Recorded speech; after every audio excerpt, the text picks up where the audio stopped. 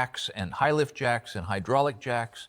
You've got to have a T-post driver. Now, if you got a welder, let me back up. You got to have a welder, just some sort of a buzz box. They make little inverter welders now that are cheap. We did a video on that. They'll get you welding. Practice that, because if there's one thing you got to have on a farm, it's a welder. Even if you're not a great welder, you got to have one. And your first project should be to weld up a T-post driver.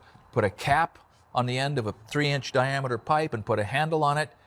Now here's a warning. Make the handle kind of U-shaped and not sticking out perpendicular, because there's just nothing like reaching that T-post up real high and bringing it down on your own head, or have your teenage son not pay attention to where that stub handle's sticking out.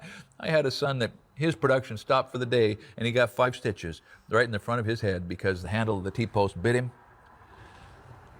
You're going to want to have a cutting torch.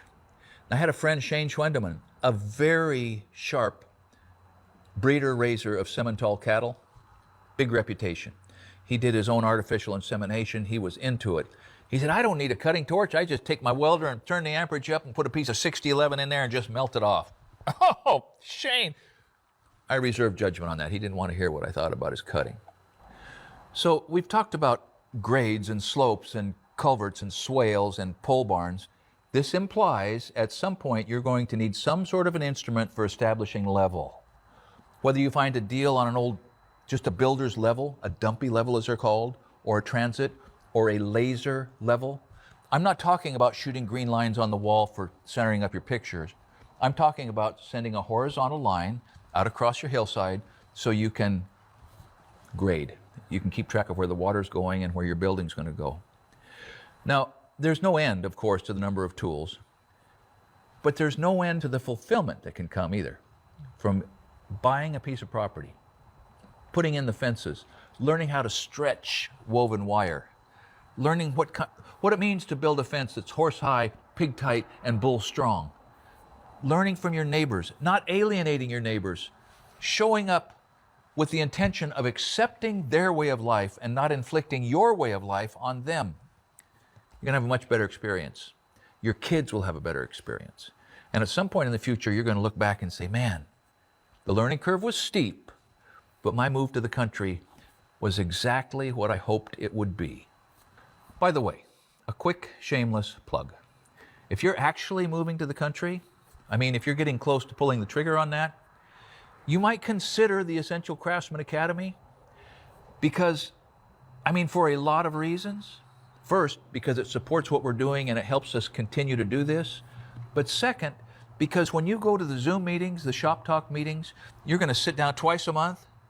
I'm there, Nate's there, and 40 or 50 or 100 people are there who do things and have done things and come with their own careers and their own expertise.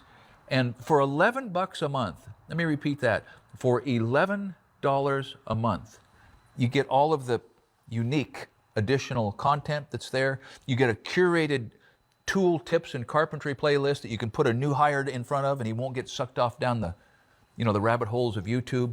You get the blacksmithing course. You get a lot of stuff, but the Zoom meetings are where the deal really begins to make sense, because you can come with your projects and your questions and your solutions and meet a lot of like-minded folks, some of whom will get you out of a jam. All right, so you're a patient soul if you're with me still, but you're patient because you're wanting to go to the country. And here's what I hope. I hope that for you, like for so many others, when you look back, when you get towards the end of your party, you look back and you say, you know what?